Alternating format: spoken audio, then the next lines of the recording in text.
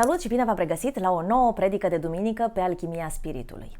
Am considerat eu că este foarte necesar ca înainte de a porni în acest demers, de a studia tot felul de pilde, parabole sau pasaje biblice, să deslușim mai întâi codul secret lingvistic al Bibliei. Biblia vorbește în două feluri. Pentru cititorul care preferă sensul de suprafață al Bibliei, aceasta poate fi parcursă ad literam, doar că acesta va extrage anumite pasaje pe care le va înțelege și care îi vor fi convenabile pentru stilul de viață pe care el și-l protejează, pentru a nu ieși din zona de confort, și totodată alte părți din Biblie îi vor părea complet criptice, nu va reuși să le deslușească și va fi șocat de tot felul de capitole care sunt de-a dreptul pornografice, vă garantez, sau altele care contravin complet moralei creștine. Pentru că, spre exemplu, sunt fiicele lui Lot care se culcă cu tatăl acestora pentru a zămisli copii din lipsa unui alt bărbat în preajmă. Totodată, marele rege Solomon, care este cel mai mare rege din creștinism, din Biblie, este zămislit în urma unui adulter. Câte și mai câte atrocități umane care se produc, mai ales în Vechiul Testament, dar și în Noul Testament deopotrivă. Așa că cei care vin și dezmint faptul că Vechiul Testament este plin de abominații pe când Noul Testament vine și le curăță, se înșeală. Le sugerez să citească foarte multe pasaje din Apocalipsă în care, iarăși, revine pornografia. Nu numai pornografie, dar acte de cruzime colosală se regăsesc în întreaga Biblie. Lucruri care nu pot fi justificate de o citire banală ad literam, adică mot-a-mo, cuvânt cu cuvânt, bazat pe strict sensul de suprafață al cuvântului. Și totodată există o altă formă de a citi Biblia prin intermediul unui cod lingvistic despre care am să vă vorbesc astăzi, iar acest cod lingvistic se numește limbajul ramurilor și rădăcinilor, ca în numele său complet. Limbajul ramurilor și rădăcinilor, pe scurt, o să-l denumesc eu limbajul corespondenței.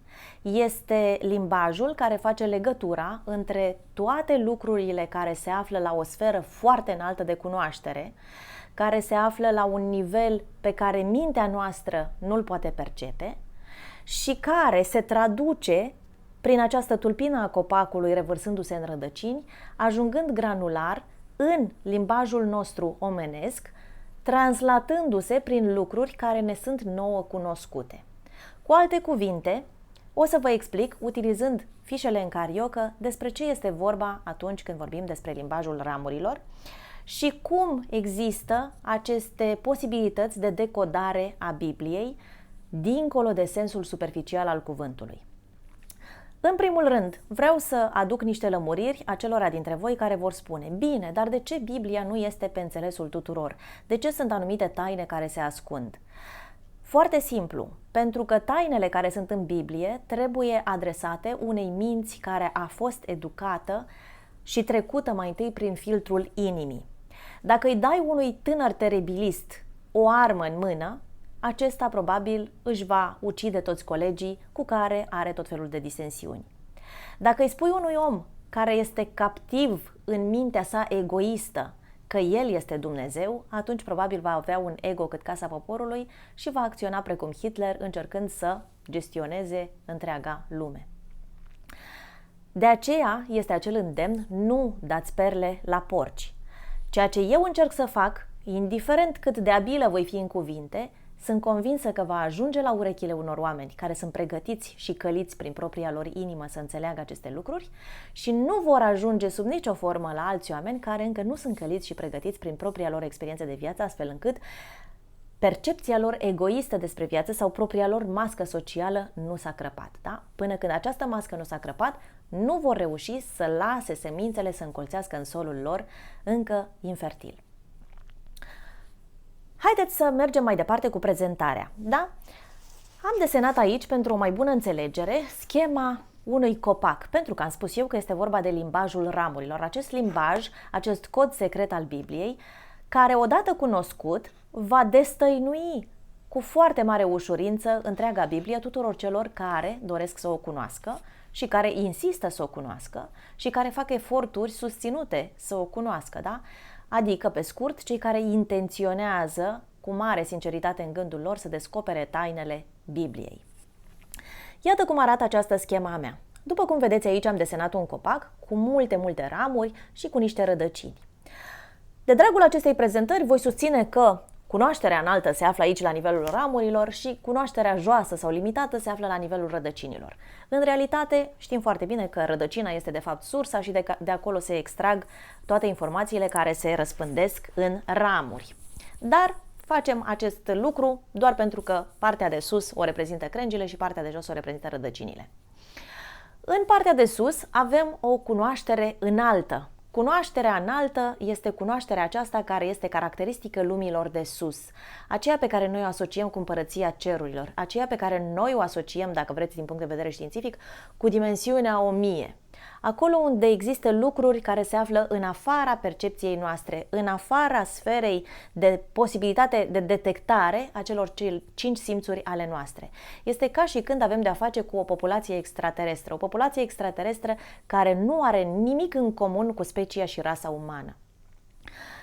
Această specie nu are absolut nicio tangență cu rasa noastră. Cu toate acestea, ele posedă cunoaștere universală, reușesc să comunice prin telepatie, reușesc să facă lucruri la care noi nici măcar nu visăm. Mintea noastră nici nu poate cuprinde lucrurile pe care ei le pot face, da? Sau, dacă vreți, în limbaj biblic, aici se află sfinții, îngerii, arhanghelii, divinitatea, iar jos ne aflăm noi, oamenii, făpturile clădite din lut. Cum am putea noi să comunicăm cu aceștia? Care este limbajul îngerilor? Care este limbajul arhanghelilor? Care este limbajul lui Dumnezeu? Cum am putea comunica noi cu chestii care nu au corp, care nu gustă, care nu simt, care nu văd, dar care știu totul pe ansamblu? Și cum ar putea ele, la rândul lor, să comunice cu noi? Așa că aici se găsește cunoașterea înaltă, iar jos, în aceeași schemă, se găsește cunoașterea limitată de percepție. De ce de percepție? Pentru că percepția este limitată la organele noastre de simț, da? La organele noastre de simț, care sunt gustul, mirosul, auzul, văzul și tactilul. Aș putea adăuga eu și acest al 6-lea simț, prin care ne putem dezlega mai ușor în fața celorlalți, detectându-le energia sau simțind intuitiv anumite lucruri. Și cu totul, aceste 6 simțuri în total alcătuiesc percepția noastră. Percepția noastră este limitată la ceea ce noi detectăm cu organele noastre de simț. Dar asta nu înseamnă că ceea ce noi detectăm este totul. Noi detectăm doar ceea ce putem translata prin organele de simț, da? În afara lor există un spectru mult mai larg de lucruri pentru care nu avem încă organele de simț create sau generate. Iar acelea, divulg și acum secretul, țin mai mult de sfera noastră spirituală, de sfera sufletului nostru. Și am exemplificat și mai pe larg. Am spus așa, partea aceasta de sus a cunoașterii nelimitate este caracterizată de un limbaj elevat sau abstract. Da? Dacă ar fi să comunice extraterestrii cu noi, ar comunica prin tot felul de mijloace pe care noi nu le-am înțelege. Poate nici nu trebuie să vorbească, poate n-au nevoie nici de gură, poate n-au nevoie nici de mâini. Și pur și simplu stau cu ochii închiși în fața noastră, iar noi nu putem detecta ceea ce ei ne comunică. La fel și sfinții și îngerii, poate apărea o făptură de lumină în fața ta și nu auzi cuvinte. Există nenumărate cazuri ale oamenilor trecuți prin moarte clinică, care spun că le-a comunicat o făptură de lumină, dar că nu prin voce, nu prin gură, pur și simplu auzeau cuvintele în corpul lor, da? Și nici măcar nu erau cuvinte, ci erau senzații care au fost traduse de propria lor făptură. Așa că aici există un limbaj elevat, un limbaj abstract pe care noi nu-l putem percepe. Totodată, acolo se tratează conceptele mari, lucrurile pe care noi nu le putem cuprinde cu mintea noastră și totodată am putea să comparăm această stare cu existența unui savant sau a unui erudit, un om care cunoaște lucruri extraordinar de largi despre întregul univers. La nivelul conștiinței noastre, care este limitată de propria noastră percepție, avem un limbaj sărac sau un vocabular sărac, da? Putem detecta doar lucrurile pe care le percepem și le putem comunica prin filtrul cuvintelor și cifrelor și altor date de care dispunem, da? Nu pot explica cu alte cuvinte decât de cele de care dispun. Oricât de mult aș încerca să vorbesc, spre exemplu, finlandeza, nu pot face nicio comunicare decât limitându-mă la limbile străine pe care le cunosc. Oricât de mult aș dori să vorbesc prin limbajul semnelor, dacă pe acesta nu-l cunosc, nu pot să comunic prin limbajul semnelor, da? Așa că noi avem acest limbaj scăzut sau limitat. Totodată avem o percepție limitată, despre care spuneam eu că este limitată la simțurile noastre, la ceea ce putem detecta, la lucrurile pe care noi le cunoaștem, la lucrurile la care noi ne putem raporta prin propria noastră experiență de viață.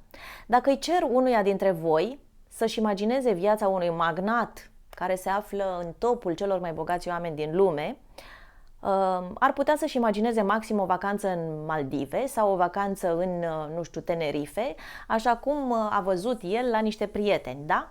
Dar poate compara existența acelui individ doar prin prisma cunoașterii sale proprii.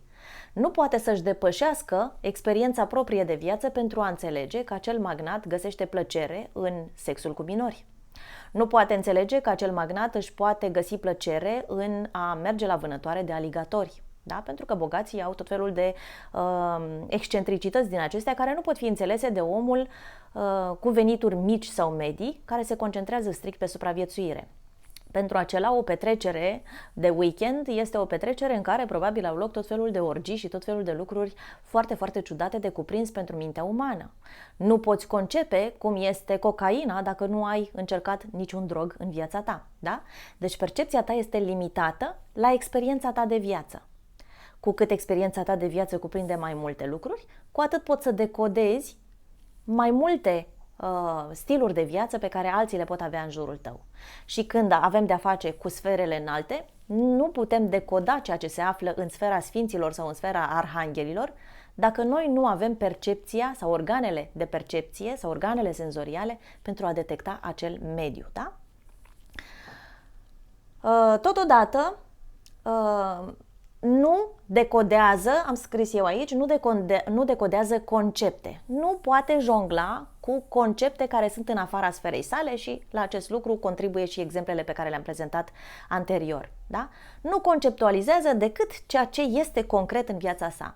Eu pot să înțeleg toate lucrurile pe baza experienței mele anterioare de viață, pe baza lucrurilor pe care eu le cunosc, pe baza datelor pe care eu le dețin. Creierul meu operează cu date cunoscute. Și tot viitorul pe care eu mi-l proiecta vreodată ca aspirații, ca speranțe, ca visuri de înfăptuit în viitor, se bazează tot pe datele mele din trecut. De aceea, pe foarte mulți dintre noi, ne surprinde că reușim să ajungem în locuri pe care nici nu ni le-am imaginat în viața noastră. Pe măsură ce percepția noastră se deschide, ajungem în locuri pe care mintea nu ar fi putut să le fabrice bazându-se doar pe datele din trecut. Eu, spre exemplu, fiind un copil crescut în provincie, spălat la copaie, nu puteam să-mi imaginez că voi ajunge vreodată în hoteluri de 5 stele, unde există robinete cu tot felul de senzori pe care nu știam să le pornesc. Eram ca un om al peșterii care se găsise într-un laborator de computere, da? Dar, iată, acum am această percepție deschisă și acum experiența mea de viață cuprinde mult mai multe. Când voi ajunge probabil pe o navă spațială, nu voi ști nici acolo de unde pornește apa, sau dacă există apă, sau dacă mai există sau mai este nevoie de apă pentru a te spăla. Da? Deci percepția noastră se extinde pe măsură ce experimentăm această viață. Și totodată, dacă aici putem să comparăm întreaga această stare cu un savant sau cu un erudit, un om care are o cunoaștere foarte vastă, care are un limbaj abstract, care vorbește pompos, da? Vorbește precum Patapievici, unui om care este analfabet, aici îl avem pe omul peșterii, omul grotelor care umblă cu gheoaga în mână de dimineață până seara, foame, bâta în cap, trebuie să omoare un animal, îl tărăște în peșteră, mănâncă carnea crudă, n-a descoperit nici măcar focul și nu înțelege el ce înseamnă tot felul de lucruri din acestea legate de suflet. Pentru el, stricta supraviețuire și existența sa animalică sunt tot ceea ce știe. Așa că avem aici crengile sau ramurile și avem aici rădăcinile. Cum pot comunica acestea? Da?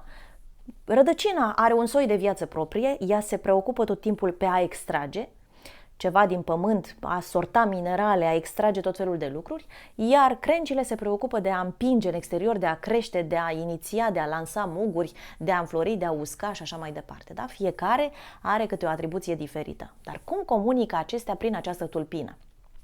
Și mergem mai departe cu exemplele și aveți răbdare, dacă vreți cu adevărat să înțelegeți, veți avea răbdare pe tot parcursul acestui material.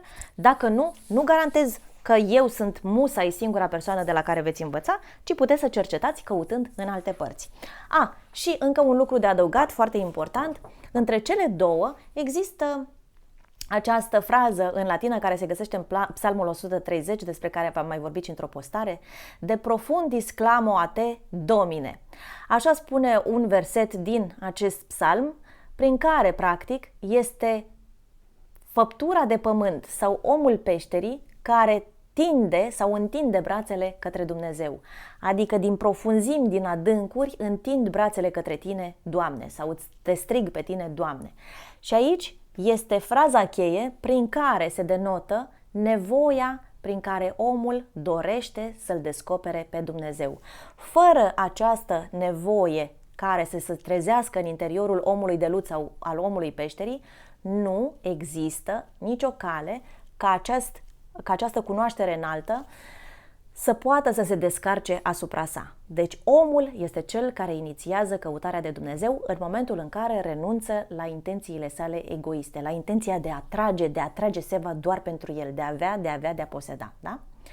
Așa că aceasta este fraza cheie prin care se inițiază orice proces în cunoașterea Bibliei și aviz tuturor celor care ascultă acest material, limbajul ramurilor nu este caracteristic exclusiv Bibliei, ci este valabil pentru Tora, Biblie și Coran, despre care insist și subliniez, sunt 3 volume ale aceleiași cărți. Ele nu pot fi citite ad literam pentru că înțelesul lor este absurd. Tocmai de aceea sunt foarte mulți musulmani radicaliști sau extremiști care înțeleg acolo unde se spune că trebuie să tai pe oricine se apropie de cetatea de Moscheea Sfântă și înțeleg prin asta tot felul de acte din acestea criminale prin care trebuie să ucidă pe cei din jur. Cei care sunt cu adevărat cunoscători ai islamului nu vor face rău niciunei ființe umane pe acest pământ.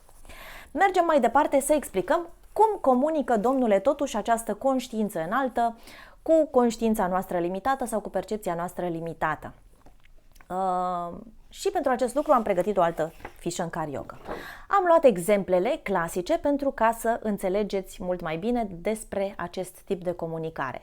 Dacă conștiinței înalte i-am atribuit ca rol pământesc cu care voi să puteți empatiza și să puteți conecta figura unui savant, pentru conștiința joasă am asociat omul peșterii. Și am notat aici, iată, savantul și omul peșterii și cum comunică, Domnule, aceștia. Cum poate comunica un om precum Patapievici, care are un vocabular vast, și scuzați-mă că vă dau acest exemplu, dar nu-mi vine în minte altă personalitate, care deține tot felul de termeni cheie. Este ca și când ar vorbi un om, un savant al fizicii, în tot felul de formule și termeni, cu cineva care nici măcar n-a buchisit abecedarul. Da? Deci este o formă de comunicare în care lipsește practic un cod comun de vorbire. Savantul poate să dețină cuvinte din vocabularul omului banal, pentru că este și el pornit din aceeași rădăcină, dar omul banal nu poate cuprinde cunoașterea pe care savantul o deține, pentru că nu i-a parcurs drumul, nu a asimilat precum o amibă, nu a înglobat în el cunoașterea pe care savantul a acumulat-o. Așa că savantul este cel care poate să translateze anumite informații pe înțelesul omului peșterii sau omului grotelor.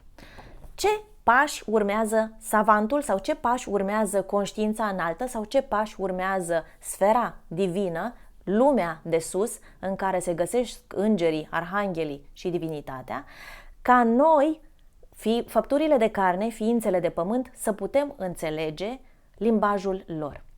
Ei bine, luați gândirea clasică și vă provoc să învățați să gândiți pentru voi înșivă, pentru că numai așa vă puteți antrena mintea și puteți decoda tot mai multe lucruri. Da? Nimic în viața asta nu vă este străin dacă faceți asocierile sau corespondențele corecte. În loc de savant și omul peșterii, luați părintele și bebelușul. Cum puteți face un bebeluș să înțeleagă când acesta nu cunoaște limba omenească? Stați și reflectați pentru o secundă, stați și gândiți-vă o secundă, cum aș putea eu să-l fac să înțeleagă ce doresc eu ca el să facă, astfel încât să facă primii pași spre mine, da? Cum aș putea eu să-l conving, cum aș putea eu să-i spun să vină până în bucătărie? Și acum gândiți-vă că voi sunteți savantul, cel care posedă cuvintele, cunoașterea, înțelegerea, iar celălalt nu cunoaște, Domnule, este un blob, este un boț de gelatină care a venit pe această lume. Iată și răspunsurile. Savantul observă tiparele.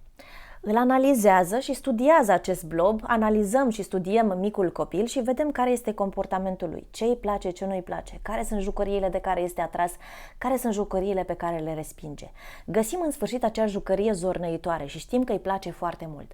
Și atunci facem uz de lucrul pe care acesta îl cunoaște, pe care acesta îl dorește și la care tânjește pentru a-l mobiliza și pentru a-l scoate din zona lui de confort, astfel încât să-l atragem spre noi și să-și deschidă mai larg percepția. Luăm jucăria zornăitoare și o zornăim în fața lui. Vino, vino la tata, haide, vino până aici, te rog frumos. Știm că acel obiect îi place, că dacă era un obiect care nu i-ar fi plăcut, atunci copilul s-ar fi simțit respins și ar fi întors spatele, refuzând orice comandă. Dar luăm jucăria care îi place și îl ademenim practic cu ea. Practic am observat tiparul lui, am observat ce îi place și ce nu îi place și îl ademenim cu ceea ce îi place. Ce facem mai departe? Aplicăm recompensă și pedeapsă.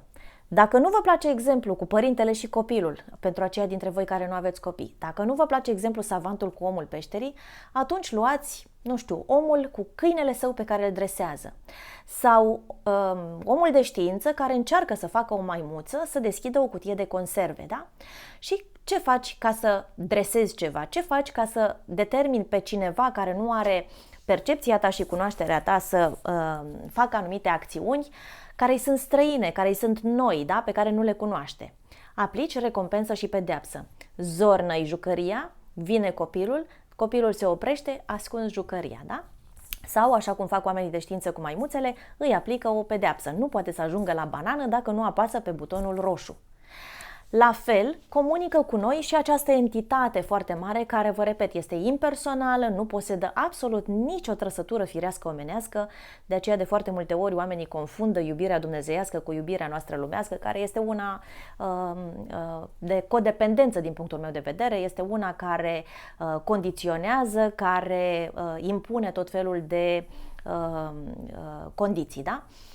Așa că această entitate impersonală, care este precum aerul sau focul sau apa sau orice alt element al naturii, trebuie să comunice cu noi printr-un limbaj care este non-omenesc, non-articulat. Și atunci ne aplică o recompensă și o pedeapsă. Ne ascunde ceva. Și atunci noi tânjim, nu, a mea jucăria, vreau jucăria. Și instinctul nostru egoist, pentru că doar așa este ghidat bebelușul, a meu este jucăria mea, primele lucruri pe care le spune copilul după mamă și tată sunt a meu, după ce descoperă posesiunea, după ce descoperă că este separat de ceva. Așa că vine și se apropie cu pași înceți, dar siguri, de lucrul pe care și-l dorește, ieșindu-se astfel din zona de confort. Este ademenit și scos din lucrurile pe care le cunoaște. Și prin recompensă și pedeapsă, prin dezvăluire și ascundere, prin dezvăluire și ocultare, dacă vreți, acest om este îndemnat să cerceteze, să caute, să meargă mai departe, să descopere. Totodată savantul ce face? Folosind toate aceste unelte, îi deschide percepția, da? Sau îl învață, dacă vreți. Pentru a putea să mă înțelegi pe mine, trebuie să cunoști sensul limbajului pe care eu îl utilizez. Dacă nu posezi cunoștințe despre vocabularul meu, îți va fi foarte greu să mă înțelegi. Adesea, foarte mulți oameni pe care îi cunosc îmi spun nu te pot urmări pentru că vorbești foarte repede. Omul vorbește repede atunci când este obișnuit cu limbajul și cuvintele pe care le utilizează. Și omului, cel care îl ascultă, receptorului acestuia, îi se pare foarte greu de înțeles mesajul atunci când el nu posedă un cod comun, un limbaj comun. Da? Ni se pare foarte greu să-l înțelegem pe un englez, deși noi am învățat ieri să buchisim limba engleză. Dar în capul nostru această limbă se derulează mai încet, iar pentru un vorbitor nativ, limba lui este foarte naturală și o turuie, da? O turuie, vorbește cu prescurtări, vorbește cu tot felul de abrevieri care nouă ne sunt străine și avem dificultate. Pe măsură ce nivelul nostru de cunoaștere al limbii respective se ridică, pe atât de ușor ne va fi să înțelegem limbajul colocvial sau limbajul lor de stradă, da? Pentru că știți foarte bine, mai ales limba franceză este complet diferită, limba vorbită, de limba franceză studiată literar în școală, da? De fiecare dată noi spunem je ne sais pas și francezul pe stradă zice je sais pas moi, șepa. De fiecare dată când aud chestia asta, zic, Doamne Dumnezeule mare, pentru orice om care învață limba franceză este complet aiurea, este o limbă străină când ajungi în Franța. Așa că, iată, savantul face 3 pași spre a veni pe înțelesul omului. Sau cunoașterea înaltă face toate eforturile pentru ca să ne comunice ceea ce noi ar trebui să înțelegem pentru a învăța și a ne lărgi percepția, astfel încât să putem cuprinde infinitatea lui Dumnezeu. A mers într-atât de departe încât a compus această carte sau aceste 3 cărți, care sunt perfecte din punctul meu de vedere, sunt perfecte oricât de mult ar insista conspiraționiștii că s-au scos lucruri și s-au băgat lucruri în ele, pentru că eu nu cred că s-a modificat absolut niciun cuvânt, exact așa cum specifică sfârșitul Bibliei, în care există anatema asupra fiecărui om care va schimba vreodată vreo virgulă sau vreun punct din această carte sacră. Este perfectă pentru că este scrisă perfect simetric. Dacă o studiați prin prisma ghematriei sau cifrelor atribuite fiecărui cuvânt ebraic, fiecarei litere ebraice din Vechiul Testament și fiecarei litere în greacă din Noul Testament. Da? Deci sunt niște cărți perfecte, perfect simetrice, pe care nicio minte umană, vă asigur, nu ar fi putut să o conceapă într-o asemenea simetrie și într-o asemenea perfecțiune. Ea poate fi citită prin intermediul cifrelor, iar poate fi decodificată prin intermediul sensurilor ascunse, poate fi decodificată prin inima voastră, poate fi decodificată prin emoțiile voastre, așa că acest multi-layer system, cum îi spun eu, sau un sistem de multe straturi, nu ar fi putut fi conceput de absolut nicio minte umană și este scris perfect. De aceea divinitatea a făcut deja 3 pași marșilați pe care i-am identificat eu pentru a veni către om și pentru a deschide percepția acestuia ca omul să-L cunoască pe Dumnezeu.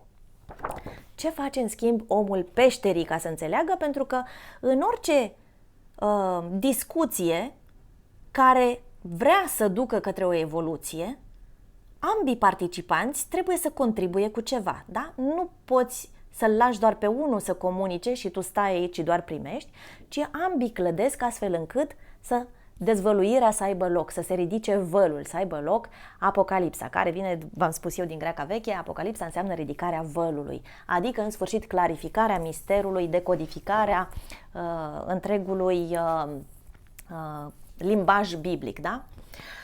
Și ce face omul peșterii pentru a contribui și el la această înțelegere sau această comunicare? El este înzestrat cu liberul arbitru și bineînțeles că are întotdeauna cel puțin 2 opțiuni, cum spun eu, am pus în paranteză liberul său arbitru. Vrea să înțeleagă sau nu vrea să înțeleagă. Omul a avut întotdeauna de ales. Dacă nu vrei să înțelegi, este ok. Vei citi sensul ad literam al Bibliei, te vei opri acolo unde nu înțelegi, ți se va părea, ba că scrisul e prea mic, ba că e prea mult de citit, ba vai ce grea este Biblia, dar ce mă interesează pe mine, dar cu ce mă ajută, sfinții sunt acolo, noi suntem aici.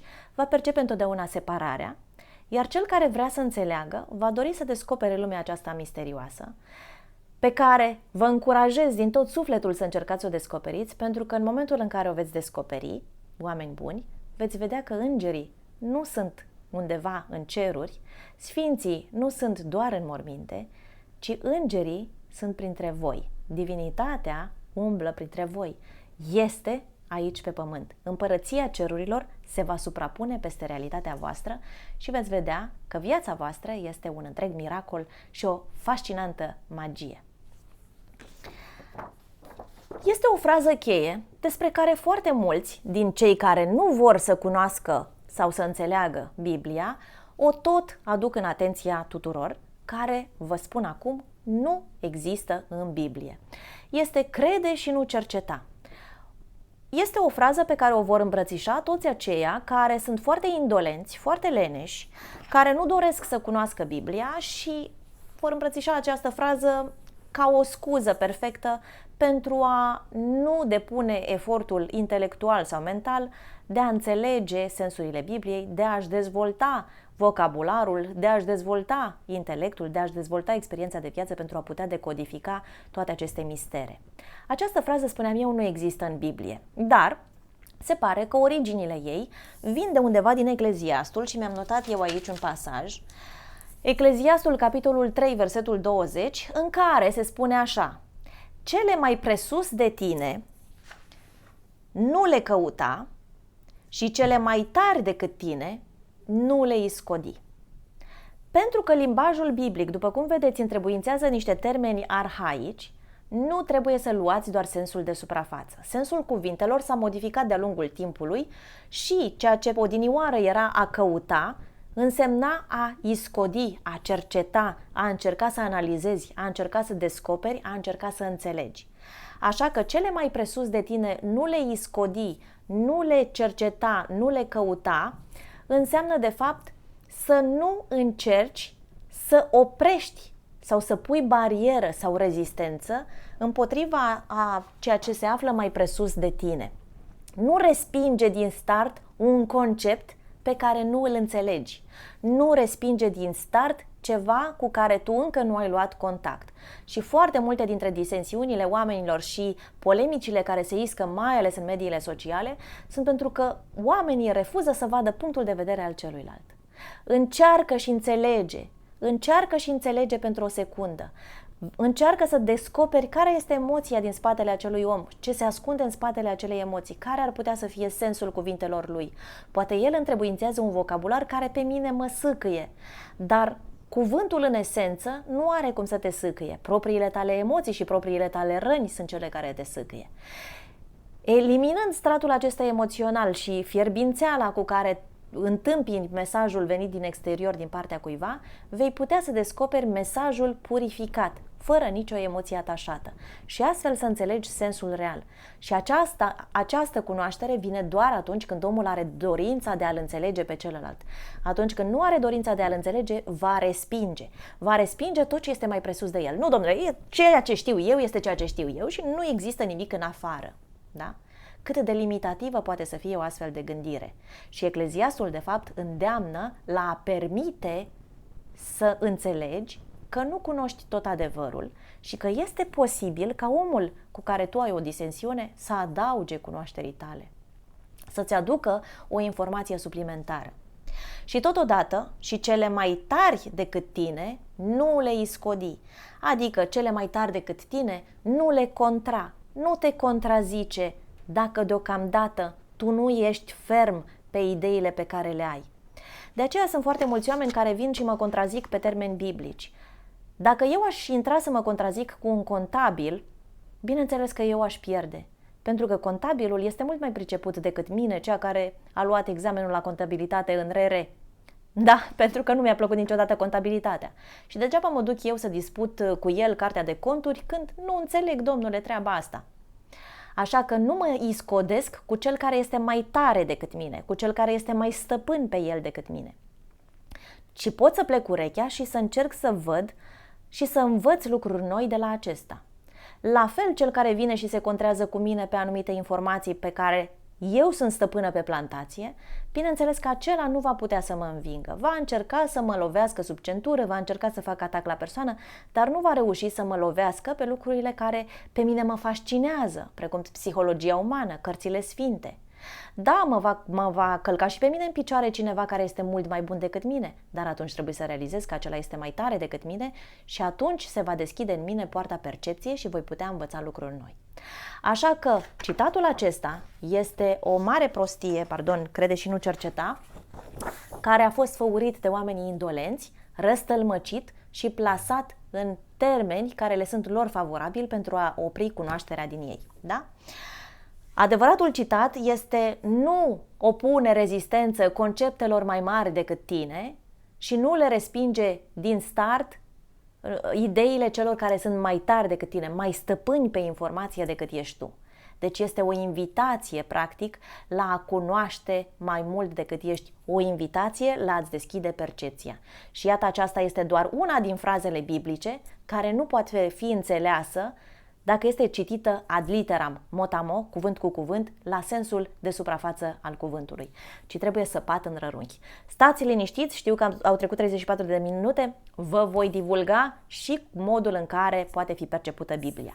Dar întâi trebuie să lămurim acest limbaj al ramurilor, trebuie să clarificăm care este codul secret, care este această catapeteasmă care ascunde în spate Sfânta Sfintelor, pentru ca cei care se află în naos și pronaos să nu poată să răzbată decât dacă dau dovadă de altruism sau eliberare de propriul lor egoism de propriile lor credințe limitative, de propriile lor rezistențe, de propria lor demoniadă, da? Care îi reține. Pentru că dacă îi înmânezi un secret sau o taină, v-am spus, unui om care are o minte încă nepregătită, va înțelege lucrurile complet aiurea, se va crede un semizeu pe acest pământ și va face mai mult rău decât bine. A da o armă unui prost este un pericol public, da? A da o armă unui om care a fost antrenat, care a fost pus în temă cu riscurile și beneficiile folosirii acelei arme, atunci acea armă poate fi folosită în scopuri mult mai înalte. Nu spun acum că cel care nu cunoaște este prost, Doamne ferește, dar cine răstălmăcește cuvintele așa, nu am ce să-i fac, asta este înțelegerea lui și acolo va rămâne. Mergem mai departe. Și acum am pregătit aceste fișe ieri și am vrut să filmez acest material ieri, dar astăzi deja sunt un picuț străine, trebuie să le explic, să le percep eu mai întâi și apoi să le explic, da? Am mai pregătit o fișă prin care am făcut practic o comparație în acest limbaj al ramurilor, că este un limbaj care se aplică pe toată ființa noastră, se aplică în toate aspectele vieții, merge atât pe diagonală, pe orizontală, pe verticală, în stânga, în dreapta, în sus, în jos, de la stânga la dreapta și așa mai departe, în toate sensurile. Pentru că Biblia nu poate fi înțeleasă extrăgând o singură frază care ne convine, dar care nu se mai pupă ca sens cu nimic. Este ca un puzzle perfect. Tot ce extragi de acolo, dacă este înțeles prin acest cod, va clarifica orice apariție ulterioară a acelei fraze în restul Bibliei. Da? Dacă vom înțelege sensul unui cuvânt la începutul Genezei, se va înțelege la fel pe tot parcursul Bibliei. Nu îl înțelegem într-un fel, într-un capăt și îl corectăm și îl plasăm într-un alt fel, în alt capăt. Da? Sensul va trebui să fie același, să fie unitar. Biblia este un tot pentru că vorbește despre tot sau despre Dumnezeu. Da? Așa că am mai comparat eu acest copac cu sistemul nostru nervos și știți foarte bine că în presopunctură, sau cum se numește aceasta, reflexoterapie, cred că în ziua de astăzi, dacă apeși pe anumite puncte în palmă sau dacă apeși pe anumite puncte în talpa omului, veți vedea că reacționează un anumit mușchi, tremură un anumit mușchi, simți senzorial în tine. Pentru că există niște conexiuni nervoase, această încrengătură vastă de sistem nervos în corpul nostru care conectează acel punct din talpă cu un organ din corpul nostru sau cu un mușchi sau cu orice altă parte, da? Și așa cum acele puncte se conectează cu restul corpului nostru, la fel și Biblia, dacă este adresată într-un mod sincer, va reuși să trezească tot felul de capacități senzoriale în mintea noastră și în inima noastră mai ales, pentru că ea operează în inimă. Dar, totodată, limbajul ramurilor, am exemplificat aici, lucrează pe nivel fizic, pe nivel emoțional, pe nivel psihic și pe nivel eteric. Și pentru a vă face să înțelegeți aceste lucruri, le-am luat pe fiecare în parte și le-am analizat chiar așa. La nivel fizic, dacă vreți, avem de-a face cu organele corpului nostru și sistemele circulator și nervos. Da? Este ca și când partea aceasta este omul peșterii și acesta este savantul. Sau partea aceasta este cunoașterea limitată, iar aceasta este cunoașterea înaltă, da? Organele noastre de simț nu ar putea să funcționeze fără sistemul circulator și fără sistemul nervos, da? Deci dacă n-am fi animați de această electricitate, de acest sistem vast de nervi, de axoni, neuroni în corpul nostru, nu am putea să facem absolut nicio mișcare. Gura mea n-ar putea să meargă, ochii mei n-ar putea să se plimbe, creierul meu nu ar fi activat. Aș fi considerată o persoană brain dead, da? Moartă cerebral. Așa că nu aș putea să funcționez. Și totodată sistemul circulator, care este iarăși o încrengătură vastă, iarăși seamănă cu un copac, iarăși seamănă cu o îmbârligătură, lucru care mă face să vă spun o frază biblică: întortocheate sunt căile Domnului, da? Misterioase sunt căile Domnului, atât de întortocheate precum sistemul circulator și sistemul nervos. Căile Domnului sunt aceste sisteme foarte vaste care trebuie să conlucreze astfel încât organele noastre să funcționeze. Organul n-are habar de aceste sisteme, dar sistemele sunt susținerea lui. Da? Omul nu are habar de divinitatea din el, dar divinitatea din el îi susține viața. Totodată, pe plan emoțional, omul peșterii sau omul grotelor, sau înțelegerea, percepția limitată, este precum mintea noastră, care spuneam eu că reține de la 3 până la 7 lucruri noi pe zi, trebuie să uite anumite lucruri ca să stocheze o nouă cantitate de informații, este ca un hard disk, da? Pe care putem stoca informație într-o anumită limită, 4 giga, 3 giga, mă rog, care este limita ei. Dacă vrem să mai adăugăm niște date noi, atunci trebuie să ștergem informații vechi și să putem stoca informația nouă. Dar ea nu poate să cunoască sau să cuprindă toată informația care va exista vreodată în viața noastră sau pe calculatorul nostru. Așa că percepția limitată este reprezentată la nivel emoțional de minte și la nivelul concepției, cunoașterea înaltă este reprezentată de inimă. Inima care poate să cuprindă foarte multe lucruri. Spuneam eu că lucrurile pe care le percepem cu mintea vor fi întotdeauna în cantitate limitată, dar emoția pe care un om a trezit-o în noi va rămâne cu noi toată viața. Nu va fi uitată absolut niciodată. Inima are o memorie infailibilă, imbatabilă. Întotdeauna vom recunoaște ceva. Dacă am fost răniți, dacă am fost îmbrățișați, nu vom uita acea senzație niciodată. La nivelul psihic, putem compara cele două situații cu mintea noastră conștientă și subconștientul nostru. Subconștientul care este cel vast, care ne menține respirația, care ne menține toată circulația, care se preocupă de toate lucrurile la care noi nu trebuie să ne gândim în viața de zi cu zi, care ne ajută să conducem atunci când noi suntem la volan și vorbim cu cineva pe același principiu pe care pur și simplu toată informația este stocată și există deja acolo, are grijă de bunăstarea noastră și existența noastră fizică, fără ca noi să participăm neapărat cu mintea noastră activă la acele procese. Da? Mintea conștientă este cea care ia bucată cu bucată. Mintea conștientă este cea care se concentrează în acest moment pe această fișă, dar eu în acest timp respir, turui, mi se mișcă ochii stânga-dreapta, mi se umezesc pupilele, îmi mișc sprâncenele, am tot felul de procese interioare care se desfășoară, digestia mea și așa mai departe, da? Lucruri de care ține cont, bineînțeles, vastul nostru subconștient. Așa că aici avem cunoașterea înaltă, aici avem cunoașterea limitată. Iar la nivel eteric, am spus eu, că nu știam cum să denumesc acest nivel, este practic aceeași diferență ca între realitate și vis, da? De ce realitate și vis? Noi percepem realitatea și toate lucrurile concrete într-un mod limitat. Toate lucrurile care există în fața mea, aceasta este o foaie de hârtie, acesta este un pix. Pixul este un obiect inert pe care dacă îl arunc jos, rămâne acolo jos, nu se mișcă, este supus legilor fizice, gravitația acționează asupra lui, nu se poate mișca. Dar visul îmi arată o infinitate de posibilități.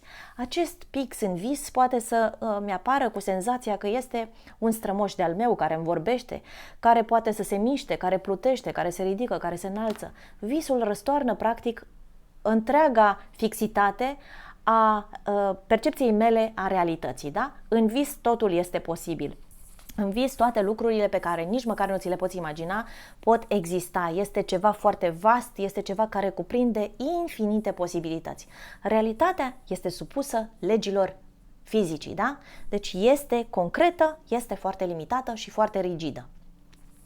Și acum că am terminat și cu aceste exemple, insist asupra limbajului, pentru că despre limbajul biblic vă vorbesc acum.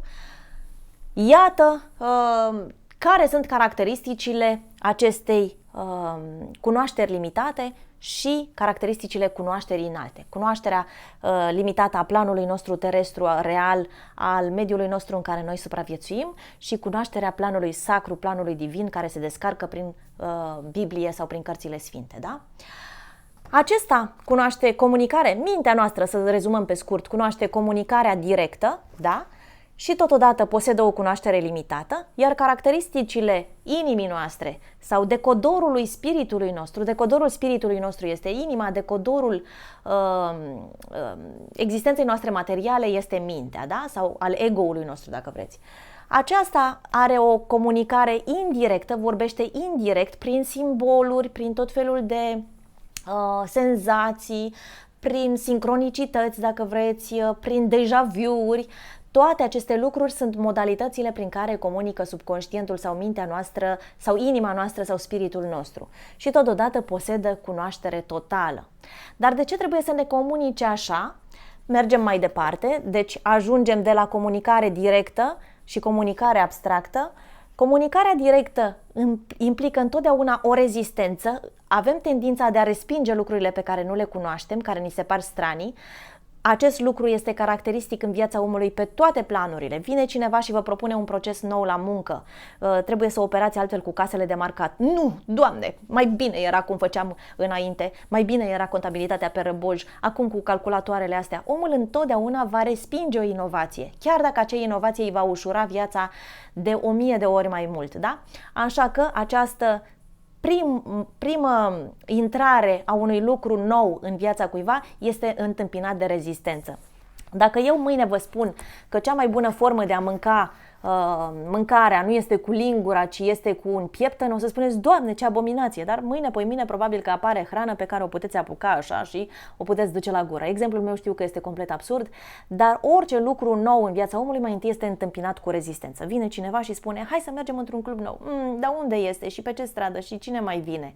Dar când vă duceți acolo și vă simțiți bine, după aceea acest lucru a intrat în cunoașterea voastră, este în sfera cunoștințelor voastre, da? Așa că totul este întâmpinat cu rezistență și inflexibilitate. Nu vreți să renunțați la lucrurile pe care le cunoașteți. Eu așa am mâncat, Domnule, și așa va merge. Eu așa citesc Biblia și așa o să o citesc întotdeauna. Eu așa am învățat de la părinții mei prin tradiție și așa o să fac dintotdeauna. Nepunând la îndoială, luând în calcul propria experiență de viață, vă lăsați purtați de aceleași dogme, de aceleași norme, chiar dacă ele nu se mai potrivesc cu realitatea voastră. Cât de absurd este, și acum știu că o să vă supărați mulți dintre voi, obiceiul tăierii moțului și forțării unui bebeluș să aleagă 3 obiecte de pe o masă. Da? Insistând apoi să mai încerce, să mai aibă 3 încercări până când o să vă dea satisfacție să aleagă teancul de bani. Deci cât de absurd este un obicei păgân care nu are absolut nicio legătură cu creștinătatea și care este promovat an de an de toată lumea pentru că așa se făcea. Până la un om care va spune, dar de ce să fac eu, Domnule, chestia asta? Nu vreau. Nu cred că este necesar și n-am de gând să chinui copilul și să-l pun acolo, să-l sperii de față cu toată lumea. Da? Deci atât de împământenite sunt aceste tradiții și vă reamintesc că 666 din Biblie este simbolul tradițiilor perene care nu pot fi modificate și care nu lasă prin inflexibilitatea lor să pătrundă Dumnezeu în inimile oamenilor. În termenii abstracți în care operează subconștientul nostru, cunoașterea înaltă, dacă vreți, sau planul divin sau lumile înalte, acestea adoptă căi neconvenționale. Asta este singura caracteristică despre care spuneam eu mai devreme că vorbește prin simboluri și vorbește prin sincronicități, deja vu-uri, prin senzații, prin intuiție și așa mai departe. Când simțiți că un om este un pericol la adresa voastră, când sunteți singură pe o alee ca femeie. Nu trebuie să vă spună nimeni, nu trebuie să aibă un cuțit în mână, nu trebuie neapărat să arate dubios. Femeia simte în inima ei când îi pâlpâie inima că cineva o urmărește și că vrea să-i facă ceva rău. Și cum puteți traduce asta prin limbajul clasic, prin toate lucrurile pe care le vedeți la nivel cunoscut, la nivel conceptual de toate lucrurile pe care le cunoașteți, să-mi puteți da repere. De aceea vă spune, nu știu, dar ceva mi-a spus că este un pericol. Nu știu să explic, pentru că mintea voastră vă abandonează în acel punct. Nu poate să decodeze. Conform tuturor datelor și comunicărilor verbale pe care voi le dețineți, acel om nu era un pericol. Dar în sufletul vostru voi știți. Pentru că acolo aveți un alt organ de simț care ține mai mult de conexiunea la lumea spirituală, da? Așa că această parte care este limitată, mintea noastră, constituie un blocaj. Mai întâi va îmbrățișa fraza crede și nu cerceta în sensul non-biblic pe care vi l-am enunțat mai devreme. Nu, blochează, nu e de tine, nu, sub nicio formă, nu. Mai bine e cum știu eu, da? Va bloca, va para totul. Este rezistența care se produce și în procesul de manifestare. Iar inima noastră, spiritul nostru, lumea înaltă, va comunica prin simboluri abstracte, da? Prin simboluri abstracte pentru minte. De ce face acest lucru? De ce trebuie subconștientul? De ce divinitatea trebuie să pună totul sub un cod secret? De ce trebuie să oculteze totul și nu-l poate pune pe tavă acolo ca să-l înțeleagă toți oamenii? Ei bine, vă spun sincer că totul este pe tavă să-l înțeleagă toți oamenii, dar pentru a înțelege trebuie să posedăm uneltele cunoașterii, vocabularul, limbajul pentru a decodifica. Este ca și când ne-a fost dată o carte în suedeză și noi nu știm decât limba română. Învață suedeza și vei putea să decodezi. Dar există și un alt mister pentru care Biblia vorbește prin parabole și mistere și, bineînțeles, Iisus deslușește aceste lucruri în pilda semănătorului când le explică ucenicilor săi de ce vorbește în parabole, dar eu vă voi explica marele mister al codificării și al acestei ocultări a informațiilor conținute în Biblie. Am mers aici mai departe, separând cele două, mintea și inima. Mintea ca instrument al ego-ului nostru, al limitării noastre în existență trupească, adică mintea este ustensila omului care se percepe pe sine ca fiind doar de carne, doar având o existență fizică și alergând, robotind de dimineață până seara pentru stricta lui supraviețuire, iar inima este pentru omul care încearcă să înțeleagă mai mult despre el însuși, care realizează că nu este doar corpul său animalic, că nu este doar propria sa minte limitată și că există cunoaștere mult mai vastă de jur împrejurul lui la care poate avea acces dacă se ridică suficient de mult din punct de vedere vibrațional, dacă vreți, da? Așa că am separat cele două coloane. Instrumentul ego-ului este mintea, instrumentul sufletului este inima. Mintea noastră acționează ca un gardian. Ea vrea să controleze totul, limitează totul, rezumă totul la ceea ce cunoaște și vrea să protejeze barierele acestei măști sociale pe care eu mi-am creat-o. Eu pot fi așa și niciodată altfel. Eu sunt bună, lumea este rea. Eu sunt aici, Dumnezeu e acolo. Eu fac lucrurile așa și numai așa și ăla nu înțeleg de ce le face altfel. Da? Întotdeauna eu mă definesc pe mine într-un rol, mă transpun pe mine într-o situație net superioară, iar pe celălalt îl exclud din mine, îl simt în afara mea. Chiar și Dumnezeu și Universul sunt de neatins, sunt undeva acolo, ca și când noi, pe planeta Pământ, nu am face parte din Calea Lactee, da? Ca și când n-am face parte din întregul univers, din întregul cosmos. Eu sunt aici, moț cocoț, iar Pământul, planeta Pământ și celelalte sunt la o distanță apreciabilă. Eu nu știu pe ce stau, dar eu sunt separat. Da? Asta este gândirea ego-ului sau gândirea omului peșterii, dacă vreți, ca să revenim la cel care are o cunoaștere limitată, omul care deocamdată nu deține instrumentele și limbajul pentru a putea cuprinde sensurile Bibliei.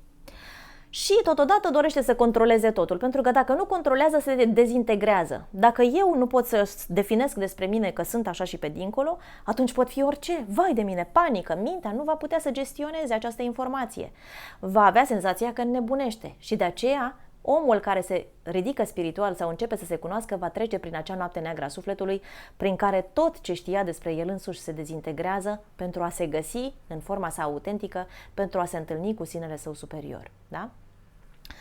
Și altă caracteristică a minții este că dorește să fie stăpânul sau posesorul făpturii umane, el devine stăpânul și totodată el este daimonul sau diavolul care controlează această lume.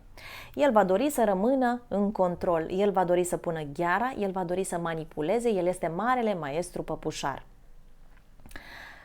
Care sunt caracteristicile inimii, care este instrumentul sufletului nostru? Ei bine, inima este mesagerul sau este un conductor. Trebuie să transfere informații care vin din sferele înalte și să le aducă în inimă, să le așeze în experiența noastră de viață. Este cel care comunică și cel care aduce cunoaștere. Noi nu am putea cunoaște dacă am rămâne în această mentalitate de control și rigidă a minții noastre. Dacă am continuat de când suntem mici să rămânem în ceea ce știm, de dimineață și până seara am mestecat probabil acele jucării de cauciuc. Da? Nu am fi învățat niciodată tabla înmulțirii, nu ne-am fi extins mintea spre a cunoaște tot felul de cărți de filozofie, nu am fi putut învăța să gătim, să ne gestionăm, să arăm, să ne hrănim, etc. De aceea mintea este permanent infuzată de latura sacră care ne cheamă tot timpul cu acea jucărie zornăitoare pentru a cunoaște mai multe și mai multe. Așa că inima noastră acționează ca un eliberator din chingile minții noastre. Ea vine și ne eliberează. Cunoaște și te vei elibera. Vei cunoaște lucruri și te vei elibera din chingile limitărilor propriei tale minți, da? Din sărăcia și întunericul unei minți sărace vei scăpa doar dacă vei putea acumula cunoaștere și te vei putea extinde. Așa că acționează ca eliberatorul nostru, eliberator sau, dacă vreți, conștiința înaltă.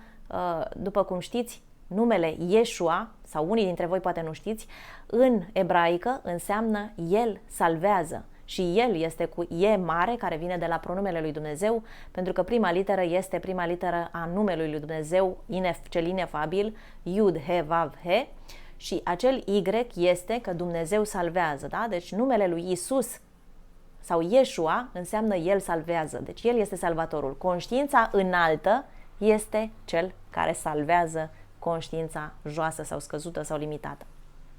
Și totodată, dacă ar fi să o caracterizăm și în termen de opoziție la diavol sau demon, acesta este îngerul, da? Sau arhanghelii comunicării din Biblie, arhanghelul Gabriel și Mihail, pentru că aceștia sunt purtătorii mesajelor sacre în poveștile din Biblie despre nașterea lui Isus și așa mai departe. Astfel, iată deja încă din această comparație, realizăm că demonii și îngerii există aici pe pământ. Da? De fiecare dată când suntem într-un mindset de cunoaștere, de deschidere, avem de a face cu îngerii comunicării, care vin și ne infuzează cu informație nouă. De fiecare dată când avem rezistență, când ne opunem, când oprimăm, când respingem, când ne certăm și când intrăm în polemică, suntem în gheara demonului nostru. Atunci avem capacitatea să ne vedem propriile rezistențe și propriile limitări. Am notat mai jos două citate din Biblie care demonstrează de ce subconștientul nostru sau inima noastră sau instrumentul sufletului nostru trebuie să abordeze niște căi ca niște subterfugii din acestea, ba visul, ba inspirația, ba instinctul, ba dejavurile, ba sincronicitățile, tot felul de astfel de unelte abstracte care nu sunt niciodată clare și cuvintele biblice care nu sunt niciodată clare pentru o minte rigidă ca să ajungă la noi. De ce întrebuințează Biblia acest cod? Pentru că nu trebuie să știe stânga ce face dreapta. Da? Mintea noastră, dacă va întâmpina o informație nouă, va acționa așa cum v-am spus, o va bloca. Demonul va împinge o rezistență și nu va putea intra prin căile clasice prin care noi asimilăm o informație. Calea clasică fiind citim și înțelegem, citim și înțelegem. Da? Asta este clasica direcție prin care noi învățăm lucruri. Dar divinitatea comunică prin noi din spatele acelui cod, tocmai pentru a fenta mintea noastră. Toate cuvintele pe care noi le citim ad literam, mintea le va bloca, țac, țac, țac. Pe măsură ce parcurgeți o informație, mintea voastră va pune ziduri după ziduri. Cu cât omul încearcă să capete mai multă cunoaștere, cu atât zidurile lui vor deveni mai groase. Dar dacă acea cunoaștere pe care a căpătat-o la suprafață este doar un portal în spatele căruia se află cunoașterea reală, ei bine, pe un culoar secret, în inima voastră, ceea ce nu poate intra prin mintea voastră, se va strecura adevăratul mesaj biblic. Și aici o să vă comunic spre final cum se accesează această cunoaștere. Da? Și încă o frază pe care vreau eu să o aduc în atenția tuturor, nu știu de ce mi se tot lasă camera de filmat, este una care este probabil dintr-un film celebru, dar pe care o tot întrebuințez. Este în engleză: Nobody can outsmart the devil. Nimeni nu poate să fie mai deștept decât diavolul. De fiecare dată când voi spuneți că faceți ceva, diavolul a gândit acel lucru înaintea voastră. Deja a venit și a pus un blocaj. De aceea, cu cât omul se elevează mai mult spiritual, cu atât partea sa întunecată se dezvoltă și ea. Este necesar, în acel caz, să se facă un proces drastic de integrare, pentru că dacă refuzați diavolul și rămâneți doar pe peace and love and light, pace și iubire și lumină, atunci veți respinge acest demon și acest demon vă va mânca din întuneric. Dar cu cât îl veți integra și îl veți face parte din procesul vostru de cunoaștere, acesta poate deveni un instrument extraordinar de bun, un servitor extraordinar de fidel în procesul vostru de cunoaștere. Pentru că am nevoie ca diavolul să lărgească gheara de pe mintea mea, ca eu să pot asimila cunoașterea venită din partea sferelor sufletești. Da? Așa că nimeni nu poate fi mai deștept decât diavolul, dar Dumnezeu va găsi o cale care este misterioasă, tăinuitoare, ocultă, pe care o va accesa doar cel care va renunța la mintea sa egoistă, cel care se va detașa de ego-ul său, de limitările sale, de inflexibilitatea proprie, de credințele lui autolimitative și abia atunci va avea culoar direct spre cunoaștere. Și totodată spuneam că asta înseamnă de fapt să cunoști limbajul ramurilor, adică un limbaj nou care eludează mintea, un limbaj care fentează mintea. Misterioasă este calea Domnului. Și am vorbit destul de mult și este un material foarte amplu, dar vreau să vă spun care sunt și pașii prin care vom ajunge la acest proces al cunoașterii. Da? Sper că mi-am adus toate foile prin care să vă fac o prezentare. Da? Am notat care sunt 7 pași pentru a înțelege Biblia, dar înainte de acest lucru vreau să vă mai comunic cum funcționează procesul de învățare în viața noastră din stadiul de bebeluș și până la stadiul de adult. Și există 3 pași mari și lați, da? În primul rând, ce facem noi când învățăm ceva despre un obiect nou? Da? Ce facem noi când intrăm pentru prima dată în contact cu o situație nouă, cu o experiență nouă, cu un obiect nou, cu o cameră nouă de hotel, cu un nou vehicul pe care trebuie să învățăm să-l conducem? Da? Mai întâi îl observăm, da? Și are loc, practic, experiența de viață. Are loc experiența la prima mână. Am luat contact. Este contactul pe care îl ai cu noua informație, cu noul obiect, noua persoană pe care acum se pare că o cunoști. După ce ai luat contact sau după ce s-a format experiența, dai cu ochii de cineva, wow, ce e ăsta? Da? Începi să manifesti această curiozitate. Această curiozitate trezește în tine anumite emoții. Dacă te-ai lovit de ceva care este dur, ai dat cu piciorul de ceva dur care seamănă cu o piatră, brusc atașezi o emoție, au, e rău, mă doare. Sau găsești ceva care este fascinant, wow, este fascinant, este frumos, îți place sau nu-ți place sau îți displace, da? Și atunci se creează în tine o anumită emoție pe care o asociezi cu noul obiect cunoscut. Gândiți-vă la procesul de cunoaștere pe care îl are un bebeluș. Bebelușii iau o jucărie și se uită așa la ea, da? Și nu știu ce este. Ați văzut că au acele fățuce așa drăguțe, de parcă sunt niște oameni sub influența alcoolului. Se uită. Orice îi pune în mână, dacă îi pune și un rahat de cățel, scuzați-mi expresia, copilul este fascinat. El nu va respinge pentru că încă nu are nicio emoție atașată. Pentru el e un obiect nou. De aceea bebelușii se pot zgâi la temir ce mizerie de pe masă, la fundul unui câine, la coada pisicii, la o crăpătură din parchet, la o pată de pe perete, cu aceeași fascinație cu care se uită la un cercel de aur. Se uită și analizează, wow! Și apoi se produce, bineînțeles, experiența la prima mână. Dacă a pus mâna pe coada câinelui și l-a tras, câinele l-a mușcat și este au!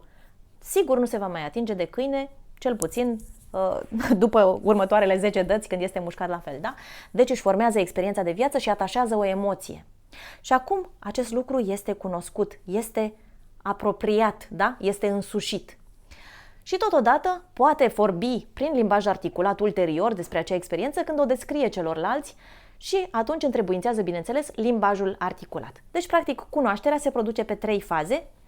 Avem experiența la prima mână, atașăm o emoție, îmi place sau îmi displace, și apoi o rostim. M-am dus să-mi deschid o nouă firmă și acolo am întâlnit o funcționară agresivă. Ce țațe sunt toate funcționarele de la stat. Deja am sădit în mine o emoție pe care o generalizez asupra tuturor funcționarelor, chit că există cel puțin una pe planetă care este pâinea lui Dumnezeu, dar pentru mine emoția a fost atașată cu palpitațiile aferente și când comunic acest lucru, comunic îndrăcitor și cu nota mea personală, cu emoția mea personală atașată, da? Le spun și celorlalți infecția pe care eu am reușit să o produc cu propriul meu ochi infectat, da? Acum îi otrăvesc și pe cei din jur.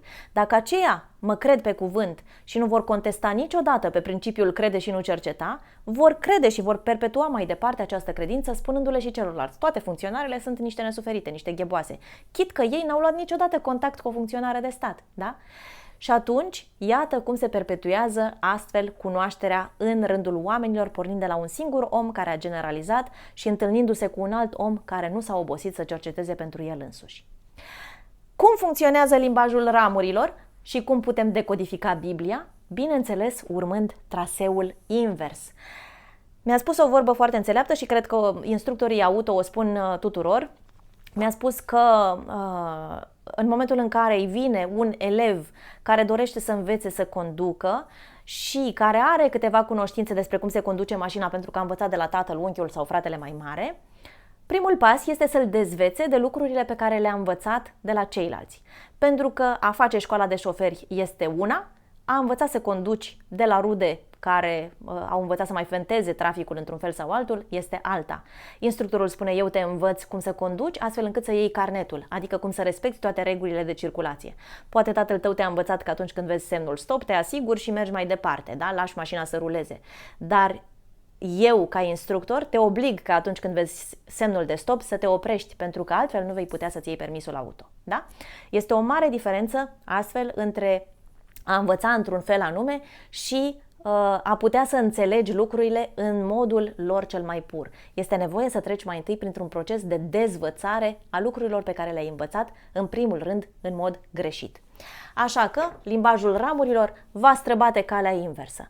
Va lua ceea ce știi, credințele tale perene, le va zdruncina, da? Mai întâi trebuie să renunți la limbajul pe care îl folosești. Da, Biblia este o carte grea. Spuneți, Biblia este o carte ușor de înțeles. După care este emoția atașată care te-a făcut pe tine să crezi că Biblia este o carte de neînțeles? Păi, pentru că asta mi-au spus părinții. Păi, pentru că sunt, de fapt, leneșă și nu-mi place să învăț.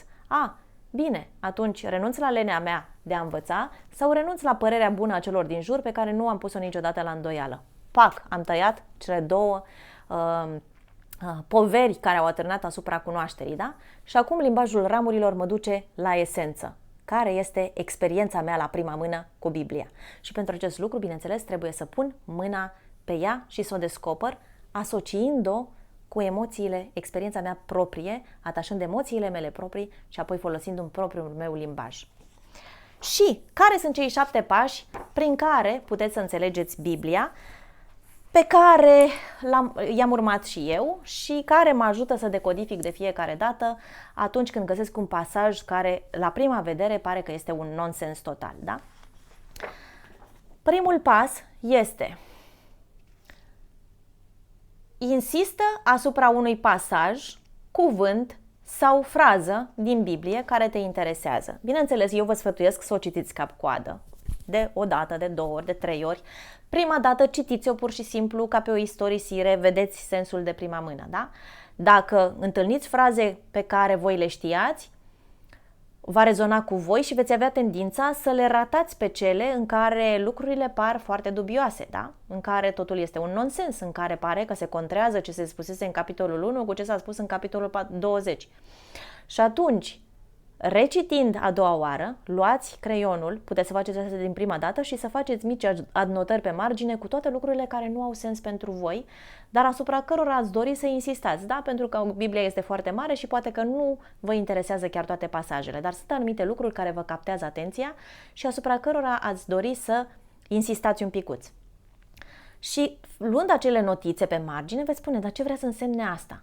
Și începe deja lucrătura, pentru că voi v-ați plasat intenția voastră este curiozitatea de a descoperi misterele. Și savantul, după cum v-am arătat eu în fișa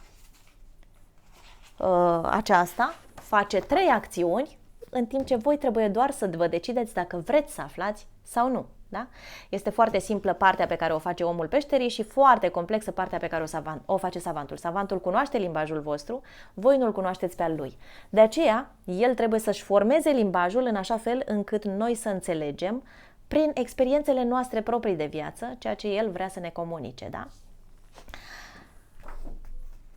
Insistă, spuneam eu, asupra unei fraze, cuvânt sau pasaj din Biblie care îți atrage atenția și care te interesează. Al doilea lucru, închide ochii și meditează. Elimină, practic, din mintea ta limbajul tău și emoția atașată. Meditează. Ce simt eu? Ce simt eu despre această frază? Inspiră și expiră, pentru că, în primul rând, eu trebuie să intru în contact cu experiența mea de viață. Și aici o să vă mai divulg un secret. Ca eu să cunosc anumite lucruri, trebuie să ajung în acel punct în care cuvântul menționat acolo se conectează cu cuvântul asociat experienței mele de viață care a avut loc prima dată în viața mea. Un exemplu și mai clar. Îi spui unui om ce înseamnă pentru tine biserica. Și omul va spune, păi pentru mine biserica este lăcașul sfânt al lui Dumnezeu, biserica este este casa lui Dumnezeu, este cel mai sfânt loc în care te poți găsi. Neînțelegând că acesta este sensul pe care l-a priceput de la părinți. Și eu îți spun, mergi și mai profund. Ce înseamnă cu adevărat pentru tine biserica? Cum te simți, da? Ajungem la emoție. Cum te simți? Eu l-am luat mai întâi și mi-a spus în cuvinte. Cum te simți când vorbești despre biserică? Păi nu știu, ajung foarte rar acolo, nu știu de ce. Am așa un sentiment când mă duc la biserică și am cam rărit-o, nu prea îmi place să mă duc pe acolo, da? Deci la nivel de cuvânt avea o părere, la nivel de emoție are deja o altă părere. Și întrebarea următoare pe care o pun este, cum te-ai simțit prima dată în copilărie când îți aduci tu aminte că ai fost dus la biserică? Păi m-am speriat, maică mea m-a îmbrăcat acolo, a venit nu știu ce preot și m-a stropit cu busuioc și m-am speriat. Aceea este de fapt prima ta experiență cu cuvântul biserică. Iar limbajul biblic comunică cu tine pe acest filon. Vorbește cu copilul tău interior, îi se adresează direct copilului tău interior. El nu vorbește cu prima mască, cea emoțională, și nici cu a doua, care este cea mentală și cea mai periculoasă și care pune cele mai dure bariere la exterior. El vrea să vorbească cu copilul din tine. De aceea vă spun vouă că doar cel care se va naște a doua oară, va putea să vadă împărăția cerurilor. Și acesta este sensul real al comunicării biblice.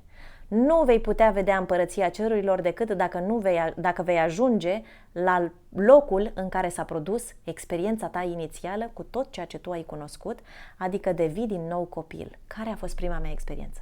Și încă un exemplu. N-ați fost la biserică, nu sunteți dus la biserică. Poate sunt și turci care mă privesc, musulmani sau alți oameni de altă religie. Experiența voastră cu medicul vostru. Ce credeți voi despre medicină? Păi medicina este foarte bună, îmi place foarte mult că există în ziua de astăzi o avansare tehnologică foarte mare și că se cunosc tot felul de domenii și ne protejează și ne salvează, sunt salvatorii noștri. La nivel de limbaj este acesta. Și eu îți spun mai departe. Ce simți tu când te duci la medic?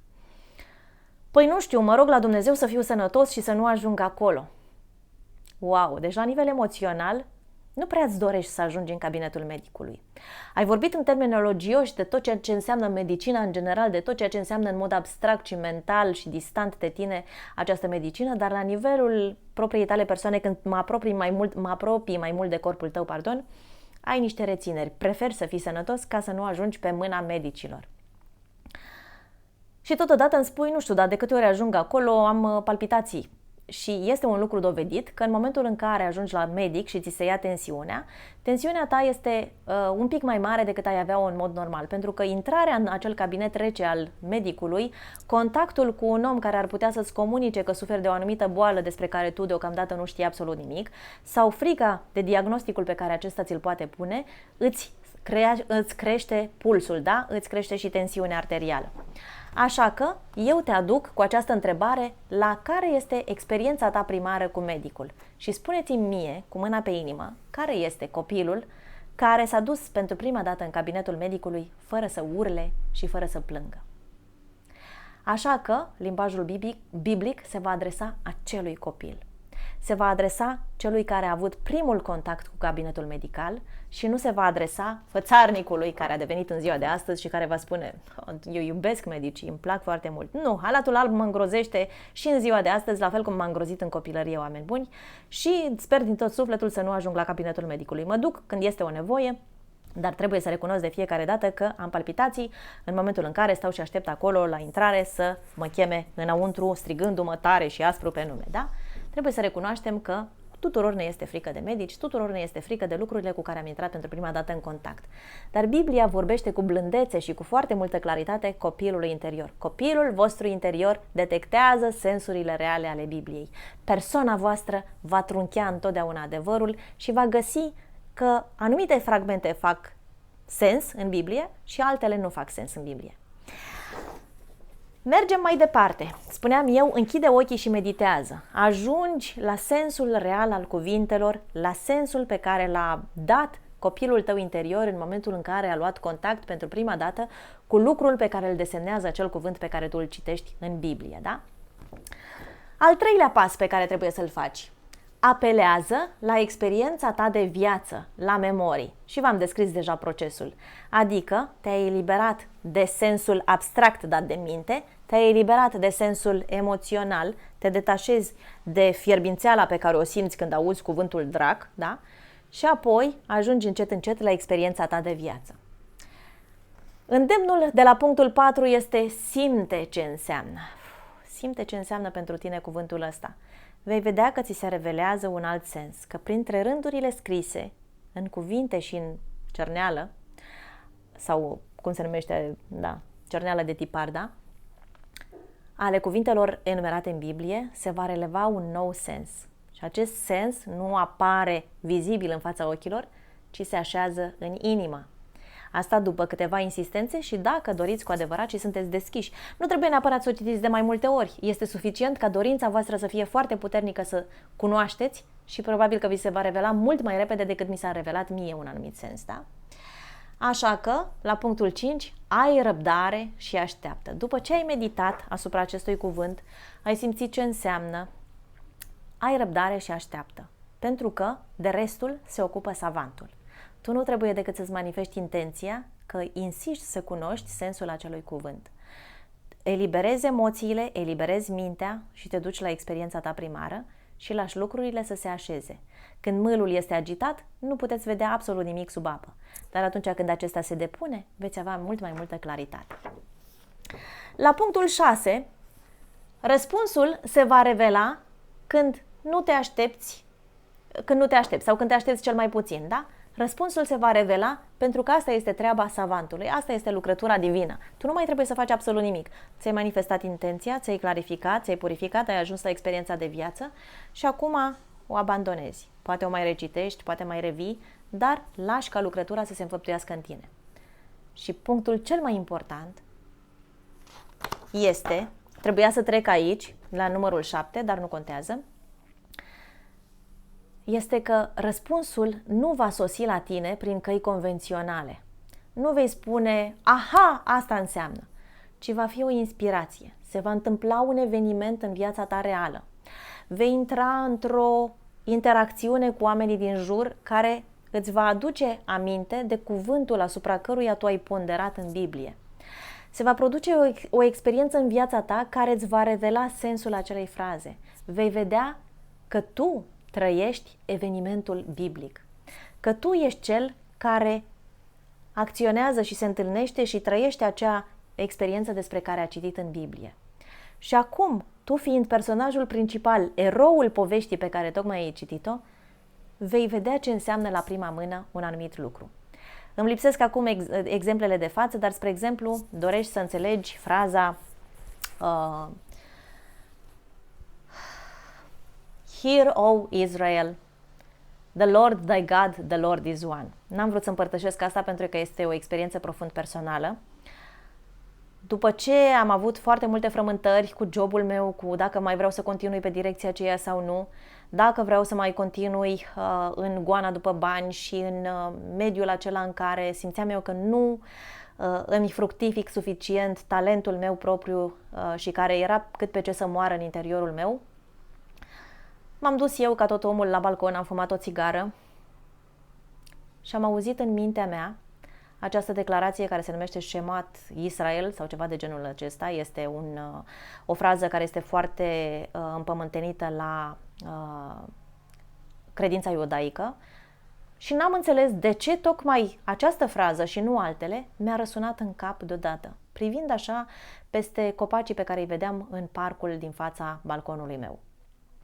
Și mi-a venit în minte fraza în limba engleză, Hear, O Israel, the Lord thy God, the Lord is one. Frază pe care o răstește Fecioara Maria. Ascultă, Israele, Domnul Dumnezeul tău este unul. Da? Și fraza aceasta mi-a venit rostită din inima mea. Nu era din inimă, nu era din absolut nimic, dar posedam deja cunoașterea ei prin citirea în mod repetat a Bibliei. Dacă n-aș fi știut-o, acea frază nu mi-ar fi răsărit din inimă. Și pentru prima dată am înțeles-o în inima mea. Atunci am înțeles cu adevărat că Dumnezeu este totul. Dumnezeu este unul, înseamnă Dumnezeu este indivizibil, Dumnezeu este totul. Și m-am simțit ca parte din această entitate. Brusc, n-am mai fost acea mască socială, acea persoană, acel ego separat, care îl plasa pe Dumnezeu undeva în exterior, undeva unde era de neatins, ci acum Dumnezeu era în interiorul meu și în afara mea și mă cuprindea. Și vă mărturisesc că am căzut în genunchi și am plâns în hohote ca un copil. O astfel de realizare se produce în tot sistemul corpului vostru. Corpul tremură, mintea se zbuciumă pentru că nu poate pricepe așa ceva, iar emoțional sunteți de-a dreptul răvășiți. Asta înseamnă de fapt smerire. Te îngenunchează cunoașterea unui astfel de lucru important în viața ta. Și următorul pas este: testează ceea ce ți s-a revelat pe toată Biblia. Dacă ceea ce ți s-a revelat nu se potrivește nicăieri decât în acel pasaj pe care tu l-ai citit, înseamnă că ego-ul tău subtil sau demonul, a cărui inteligență nu poate fi insultată sau nu poate fi întrecută de nimeni, a luat-o înaintea ta și ți-a dat un sens care ție ți se pare convenabil doar ca să protejeze și să controleze cum îi stă în fire sensul trunchiat cu care tu ai rămas. Dacă acel sens nu se mai potrivește în niciun alt loc din Biblie, atunci îți va fi foarte, foarte dificil să deslușești codul secret. Codul, odată ce îl deslușești pentru un singur cuvânt, acel cuvânt se potrivește ca o piesă de puzzle peste tot. Da, se răstoarnă așa ca niște piese de domino și clarifică sensul de peste tot din toate aparițiile și instanțele sale din Biblie. Încă o informație, deci îmi este foarte greu să rămân pe filon. Mi-am adus aminte de faimoasa poetă Maya Angelou, care la fel a fost chemată la un studiu biblic în biserica la care ea aderase, o biserică de negri cântători de gospel, în care cineva i-a pus Biblia în mână și i-a dat să citească acolo o frază în care spunea God loves me. Dumnezeu mă iubește pe mine. Și a spus acel preot, citește. Și a luat și a zis God loves me, Dumnezeu mă iubește. Zice, read it again, citește încă o dată. Și a citit și a spus God loves me, Dumnezeu mă iubește. O citea în repetate rânduri cu mintea. Și preotul a insistat, citește încă o dată, read it again, citește încă o dată și încă o dată. Și zice, am citit-o încă o dată și încă o dată și am insistat și mi-am dat seama, zice, că citeam cuvintele. Și la un moment dat am spus, God loves me? Și a fost cocoșată, smerită și a izbucnit în lacrimi. Pentru că pentru prima dată informația a coborât din minte în inimă, unde nu mai citea cuvinte și a citit sensul real și a văzut că acest Dumnezeu care a creat cerul, care a creat păsările, care a creat munții și oceanele, care a creat cosmosul și planetele, care a creat întregul univers, mă iubește pe mine. Și aceea este o realizare care are loc în inimă și care te smerește. Dacă citești Biblia și nu răscolește ceva din punct de vedere emoțional în tine și rămâi în permanență în minte, în fraze pe care le iei, pac, citate, în stânga, în dreapta, fentezi pe unul și pe altul cu cele 3 cuvinte pe care le cunoști, n-ai înțeles încă în inima ta. Până nu îți tremură glasul, până nu izbucnești în lacrimi, sensul încă nu s-a revelat în inima ta. Și sensul acela este revelat direct copilului interior, care plânge de fiecare dată când recunoaște vocea Tatălui. Așa că această Biblie trebuie interpretată prin acești pași. Vă mai țin această fișă aici pentru a înțelege.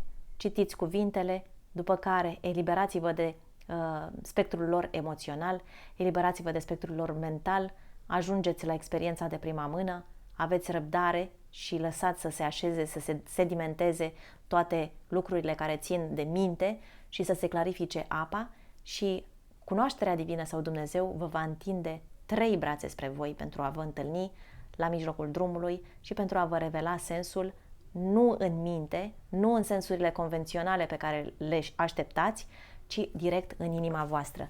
Așa că fiți receptivi la semnele care se produc, la evenimentele din viața voastră, la cuvintele care vă sunt rostite de alții, la situațiile în care Dumnezeu vă pune pentru a înțelege că voi de fapt sunteți personajul biblic care rulează ca un avatar și că acea poveste a Bibliei este în mod real despre voi și se produce pe acest pământ, în acest moment, pentru că nu există nimic în afara momentului prezent în viața voastră. Și Biblia este o carte despre voi. Biblia relevă viața voastră și vă arată traseul vostru și vă arată căile care sunt cele mai ușoare, pentru că jugul pe care Iisus îl propune este ușor, nu este anevoios. Așa că vreau să vă recomand să vă apucați de studiul Bibliei, ținând cont de aceste informații. Totodată, utilizați tot arsenalul de lucruri pe care îl posedați în cunoașterea voastră. Nu vă opriți doar la această meditație și vai de mine, aștept să mi se reveleze. Ești capabil să cauți informații pe net? Ești capabil să dai tot felul de comenzi online? Utilizează internetul. Caută ce înseamnă sensul ăsta. Vrei cu adevărat să înțelegi? Citește cât mai multe despre acel verset. Acumulează cunoștințe din stânga și din dreapta. Vezi pe YouTube, vezi pe internet, vezi interpretări ale Bibliei. Descoperă. Nu te lăsa orbit de ele, extrage întotdeauna ceea ce simți că rezonează în interiorul tău, dar cercetează, ești invitat în permanență să cercetezi. Și în exemplificare vreau să vă dau, dar bineînțeles voi face în limita timpului meu câte o predică de duminică în care voi explica tot felul de lucruri care sunt abstracte în Biblie și vă voi explica cum poate fi înțeleasă Biblia în pasajele în care au loc tot felul de expuneri din acestea de neînțeles. Și pentru acest lucru am păstrat acest pasaj din Biblie, adică capitolul 19 din Facerea, versetul 30 până la 38, în care se relatează plecarea din Sodoma și Gomora a lui Lot împreună cu fiicele sale. Știți acea poveste în care femeia, nevasta sa, se întoarce și se transformă într-o stană de sare. Dar, la un moment dat, acesta reușește să scape, se adăpostește într-o peșteră cu fiicele lui, unde are loc următoarea relatare, da? Apoi a ieșit Lot din Țoar și s-a așezat în munte împreună cu cele două fete ale sale, căci se temea să locuiască în Țoar și a locuit într-o peșteră împreună cu cele două fete ale sale. Vedeți că există niște repetiții care sunt foarte stranii, ca și când se vorbește unui prost, unui om care nu are capacitatea să înțeleagă că el a plecat cu fetele sale, este deja o repetiție de 2 ori, da? Mergem mai departe. Atunci a zis fata cea mai mare către cea mai mică: tatăl nostru e bătrân și nu-i nimeni în ținutul acesta care să intre la noi, cum e obiceiul pământului, da? Să intre la noi, pe care înseamnă că trebuie să facă sex. 32. Haidem dar să îmbătăm pe tatăl nostru cu vin și să ne culcăm cu el și să ne ridicăm urmași din trânsul. Mult succes cititorilor ad literam ai Bibliei. Și au îmbătat pe tatăl lor cu vin în noaptea aceea și în noaptea aceea, intrând fata cea mai în vârstă, a dormit cu tatăl ei și acesta n-a simțit când s-a culcat și când s-a sculat ea.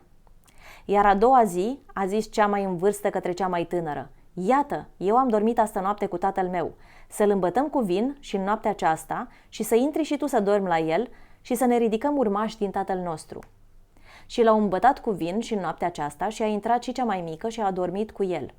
Și el n-a știut când s-a culcat ea, nici când s-a sculat ea. Și au rămas amândouă fetele lui Lot grele de la tatăl lor. Și las pasajul până în acest punct, ca să înțelegeți despre ce este vorba. Stai și meditezi ce meditezi asupra lucrurilor, încerci să eliberezi mintea de toate lucrurile pe care le cunoști. Nu o să intru în detalii pentru că probabil voi face această explicație într-un material separat. Dar a dormi cu cineva sau a se duce, cum este specificat în Biblie, că cineva să intre la noi, nu înseamnă neapărat a face sex sau a te culca cu cineva, ci înseamnă a cunoaște pe cineva sau a încerca să pătrunzi într-o sferă a percepției care este în afara limitărilor tale de percepție. Știu că sună foarte abstract. Pentru acest lucru, bineînțeles, mi-am întrebuințat toate harurile divine. Am capacitatea să caut pe net, am capacitatea să citesc și să descoper informații, am capacitatea să discern informația pe care o găsesc pe net, pentru că găsiți foarte multe prostii deopotrivă cu foarte multe informații utile și am ajuns, bineînțeles, să mă interesez de numele acestor personaje, pentru că o carte care a fost scrisă în ebraică nu poate fi înțeleasă foarte ușor de mine, mai ales că numele acelea au câte o simbolistică, la fel cum numele turcilor înseamnă ceva, toate înseamnă ceva. Și am luat, bineînțeles, numele la prima mână. Știți ce înseamnă lot în ebraică? Înseamnă văl, înseamnă ascuns, înseamnă ocultat, da? Așa că cele două fiice care reprezintă zămislirile acestui ocult, adică manifestările în lumea materială, doresc prin capacitatea lor egoistă să fure ceva fără ca Lot să fie înștiințat de acest lucru. Practic, este vorba despre omul care este înzestrat cu capacitatea lui egoistă de a lua cunoaștere de la savant fără ca savantul să știe. Acestea doresc să șterpelească ceva ce nu pot susține, ce nu pot stăpâni. Și este exact lucrul despre care v-am vorbit la începutul Bibliei, că este ca și când ați da o armă unui om care nu este capabil să o folosească, nu știe la ce servește, nu știe pe ce să apese, nu știe încotro să o îndrepte și așa mai departe. Și devine un pericol public. Și vă citesc acum mai departe despre ce este vorba în această poveste. Și a născut cea mare un fiu și i-a pus numele Moab, zicând, este din tatăl meu, acesta este tatăl moabiților care sunt și astăzi, și a născut și cea mică un fiu și i-a pus numele Ben-Ami, zicând, acesta e fiul neamului meu, acesta e tatăl amoniților care sunt și astăzi. Am luat, bineînțeles, numele de Moab și în ebraică înseamnă de la tatăl și numele Ben-Ami, care înseamnă fiul poporului meu. Deci fiica cea mare a zămislit pe Moab, adică denumitul de la tatăl, și pe Ben-Ami, care este fiul poporului meu. În realitate, este vorba de capacitatea egoistă a omului care nu are încă percepția formată de a își însuși, de a șterpeli, de a lua cunoaștere pe care nu este încă priceput să o stăpânească. Și este, de fapt, povestea omului care studiază această carte fără să fie încă pregătit din punct de vedere al inimii sale, ci intră doar cu mintea sa în locul care este ocultat. Pentru că cunoașterea divină este misterioasă și ocultă și ascunsă sub un văl minții, ca mintea să nu cumva să opună rezistență, dar este la dispoziția și la cheremul inimii, pentru că este adresată inimii și ea trebuie percepută de-abia după ce se înlătură această capacitate egoistă a noastră. Deci fetele reprezintă practic mintea care dorește să fure informații și ceea ce zămislesc ele, deși sunt aparent doi fii, sunt unul și același. Este fiul poporului meu, adică fiul minții mele, da? Poporului sau legiunii mele, dacă vreți, care este de la tatăl. Am furat această informație de la tatăl pe care eu o dețin doar în mintea mea și refuz să o așez în inima mea. De ce este acesta sensul real al acestei povești din punctul meu de vedere? Pentru că se potrivește în toate celelalte instanțe în care auzim despre moabiți și amoniți. Regele David se luptă cu moabiții și îi disprețuiește și îi distruge și totodată aceștia sunt menționați, cred că pe la finalul Bibliei, pe undeva prin Apocalipsă, în care se spune că moabiții și amoniții nu vor avea acces în împărăția cerurilor. De ce acest popor care s-a zămislit, iată, din Lot, care este un personaj sacru în Biblie, nu are acces liber în împărăția cerurilor? Pentru că este un bun furat, pentru că este o informație trunchiată, pentru că este o informație care s-a așezat în minte și nu s-a coborât în inimă, pentru că este o informație care este șterpelită de la divinitate sau de la savant fără binecuvântarea acestuia. Și orice lucru care intră în corpul nostru nebinecuvântat ne face rău. Precum hrana noastră, precum lucrurile pe care ni le însușim prin furt de la cineva, întotdeauna ne vor scăpa printre degete pentru că nu au fost ale noastre niciodată. Dar când savantul dorește să lase în tine, pentru că tu ai avut intenția, adică ai cerut și acesta a decis că îți va da, cere și ți se va da, iată îndemnul, bate și ți se va deschide, Dacă tu faci această acțiune cu avizul sau cu înștiințarea divinității, atunci acel lucru îți va fi sădit în inimă și va fi în preajma ta în permanență. De aceea lucrurile care intră în minte vor intra cu foarte multă ușurință și vor ieși cu aceeași ușurință, vorba aceea, pe o ureche îți intră și pe alta îți iese, iar ceea ce se sădește în inimă va rămâne în permanență acolo. Așa că nu încercați să deslușiți Biblia cu mintea voastră, nu încercați să deslușiți Biblia ca să îi dați peste nas altuia, nu încercați să luați din Biblie lucruri care să protejeze credințele voastre perene la care nu vreți să renunțați, pentru că Biblia nu este făcută să fie o armă, ci citiți Biblia ca să o înțelegeți pentru voi. Când o înțelegeți pentru voi, sensurile vor fi înmânate de mesagerii lui Dumnezeu, de îngerii lui Dumnezeu, direct în inimile voastre, prin propria voastră experiență de viață. Și veți vedea că voi trăiți povestea din Biblie în viața voastră, într-o formă modernizată, bineînțeles, și veți înțelege sensul real al tuturor bătăliilor și al tuturor lucrurilor care sunt atât de nonsensice, dacă vreți, pentru mintea omenească.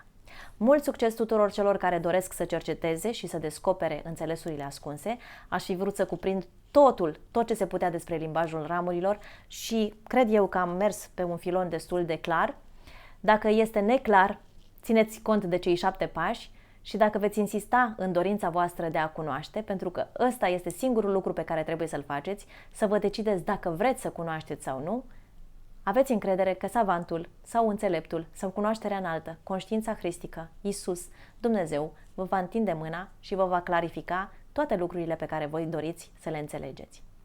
Acestea fiind spuse, vă pup, rămâneți în lumină, dar țineți cont și de întuneric. La revedere!